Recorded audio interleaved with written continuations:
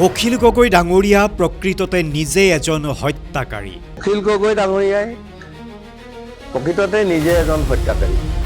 মই মুখ খুলিলেই প্ৰচাৰ চলাব নোৱাৰিব অখিল গগৈয়ে। যদি মই ব্যক্তিগতভাৱে আক্ৰমণ কৰোঁ, গতিকে তেওঁ ইয়াতে নিৰ্বাচন প্ৰচাৰ চলাব নোৱাৰিব। আজিৰ দিনত অখিল গগৈৰ লগত শিৱসাগৰৰ কোনো ভোটাৰ ৰাইজ নাই। অখিল গগৈৰ লগত শিৱসাগৰ কোনো ভোটাৰ ৰাইজ নাই।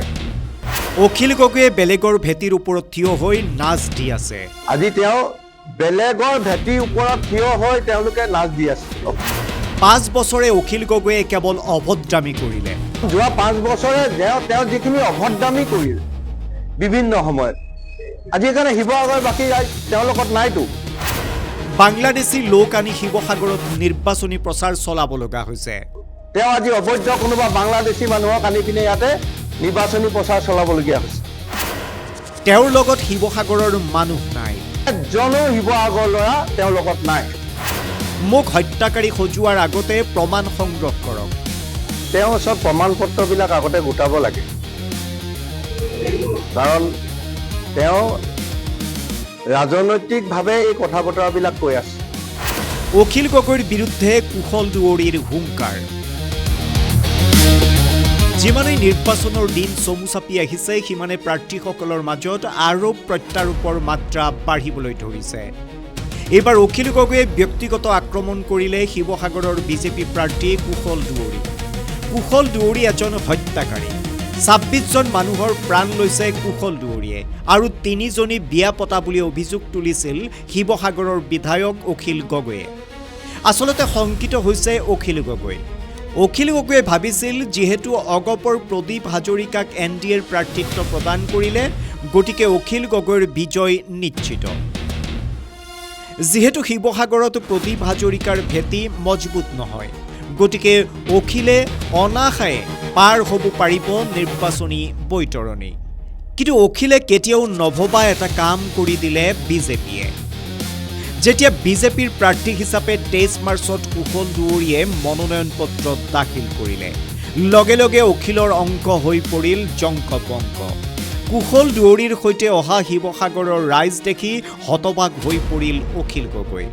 অখিলে বুজিলে যে কুশল দুৱৰীৰ সপক্ষে, অৰ্থাৎ বিজেপিৰ সপক্ষে আছে শিৱসাগৰত এক প্ৰচণ্ড ঢৌ, আৰু এই ঢৌ যদি চুনামিত পৰিৱৰ্তন হয়, তেনেহ'লে অখিলৰ পৰাজয় নিশ্চিত।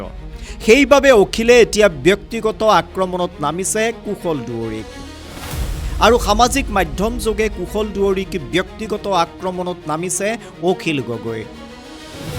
আৰু অখিল গগৈৰ এই অভিযোগৰ এতিয়া প্ৰত্যুত্তৰ দিছে কুশল দুৱৰীয়ে। অখিল গগৈ নিজে এজন হত্যাকাৰী।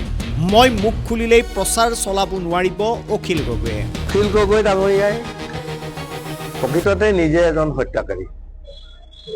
তেওঁ বেলেগক হত্যাকাৰী বুলি কোৱাৰ আগতেই তেওঁৰ ওচৰত প্ৰমাণ পত্ৰবিলাক আগতে গোটাব লাগে, কাৰণ তেওঁ ৰাজনৈতিকভাৱে এই কথা বতৰাবিলাক কৈ আছে। তেওঁৰ হাতত কোনো তথ্য নাই, আৰু মুকলিকে মই তেওঁক আহ্বান জনাইছো যে তেওঁ মোক ব্যক্তিগতভাৱে আক্ৰমণ কৰিব নালাগে।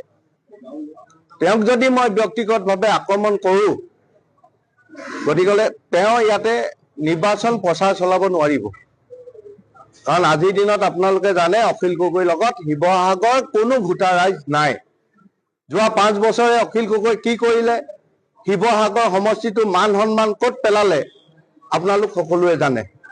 যে আজি বিধানসভাতে হওক বা বিধানসভাৰ বাহিৰে ভিতৰে যিবিলাক তেওঁ যিবিলাক কথা বতৰা কৈ আছে, কাৰণ বিধানসভাত অকল চিঞৰিলে সমস্যাৰ সমাধান নহয়। প্ৰত্যেকটো কথা শাসকীয় দলক বিৰোধিতা কৰাটোৱে লক্ষ্য হয়তো এজন বিধায়কৰ হ'ব নোৱাৰে। গতিকে আমাৰ ইয়াৰ আগতেও বহু বিধায়ক শিৱসাগৰৰ পৰা আছিলে। তেওঁ যিখিনি কাম কৰিছে তাতকৈ হয়তো বহুত কাম তেওঁলোকেও কৰিছিলে শিৱসাগৰৰ কাৰণে। আজি তেওঁ বেলেগৰ ভেটিৰ ওপৰত থিয় হৈ তেওঁলোকে নাচ দি আছে অখিল গগৈ। আজি আমুকটো তেওঁ আনিলে, তামুকটো তেওঁ আনিলে। তেওঁতো ইয়াত একোৱে কৰিব এতিয়ালৈকে কৰা নাই। এইবাৰ শেষ হৈ যাব। অখিল গগৈ বুলি আৰু ৰাজনীতি কৰিবলৈ ইয়াতে মানুহ নাথাকিব, কাৰণ যোৱা 5 বছৰে তেওঁ যিখিনি অভদ্ৰামী কৰিলে বিভিন্ন সময়ত, আজি সেইকাৰণে শিৱসাগৰ বাকী তেওঁৰ লগত নাইতো। তেওঁ আজি অবৈধ কোনোবা বাংলাদেশী মানুহক আনি পিনে ইয়াতে নিৰ্বাচনী প্ৰচাৰ চলাবলগীয়া হৈছে। আপোনালোকে তেওঁলোকৰ অফিচত চাওক, এজনো শিৱসাগৰ ল'ৰা তেওঁৰ লগত নাই। মেক্সিমাম বাহিৰৰ পৰা আহিছে। আজি লখিমপুৰৰ পৰা কোনোবা আহিছে, আজি ধেমাজিৰ পৰা আহিছে, আজি নাহৰকটীয়া ল'ৰাই ভৰ্তি হৈ আছে। আজি আপোনালোকে দেখিব গোলাঘাটৰ ল'ৰা, মৰিয়নি ল'ৰাই তেওঁ আজি শিৱসাগৰত প্ৰচাৰ চলাবলগীয়া হৈছে। কাৰণ শিৱসাগৰত কি মানুহ নাই নেকি? আনহাতে অখিলৰ মন্তব্যৰ প্ৰত্যুত্তৰ দিছে মুখ্যমন্ত্ৰী ডক্টৰ হিমন্ত বিশ্ব শৰ্মায়ো। তেওঁৰ ওপৰতো বহুত অভিযোগ আছে। অখিল গগৈটো ধোৱা তুলসীৰ পাত নহয়, গতিকে তেওঁৰ ওপৰতো বহুত অভিযোগ আছে। তেওঁৰ ওপৰতো বহুত অভিযোগ আছে। অখিল গগৈটো ধোৱা তুলসীৰ পাত নহয়, গতিকে তেওঁৰ ওপৰতো বহুত অভিযোগ আছে। তেওঁৰ ওপৰতো বহুত অভিযোগ আছে। অখিল গগৈটো ধোৱা তুলসীৰ পাত নহয়, গতিকে তেওঁৰ ওপৰতো বহুত অভিযোগ আছে।